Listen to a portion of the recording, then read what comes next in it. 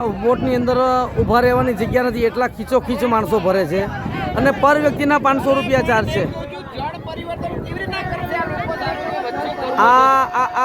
એટલા બધા માણસો ઓવરલોડ બેસાડે છે, એની સલામતી શું?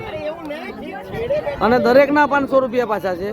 જે પહેલાં પરિક્રમામાં 100 થી 150 રૂપિયા લેવાતા, અને આ એક અમારી ધાર્મિક આસ્થા જોડાયેલી છે. ધાર્મિક આસ્થાની અંદર 500 રૂપિયા લોકો પાસેથી આપણે સરકાર જે ભરૂચ જિલ્લા કમિટી છે એ ઠેકો એટલો મોંઘો આપી અને આજે 500 રૂપિયા પરિક્રમામાં લેવાય છે. આખા ભારતમાંથી પરિક્રમાવાસી આવે છે અને આખા ભારતમાંથી આ એટલું બધું ખીચોખીચ માણસો ભરાય છે. તો આની સલામતી શું? કેટલા માણસો ભરાય છે? કીડિયારાની જેમ માણસો ભરે છે. તો બેસાડ્યા પણ સેફટી માટે કંઈ નથી, પહેરવા માટે પણ કંઈ નથી, જેકેટ પણ નથી. વધુ સમાચાર માટે અમારા પેજને ફોલો કરો અને YouTube પર જોઈ રહ્યા હોય તો સબસ્ક્રાઇબ કરો.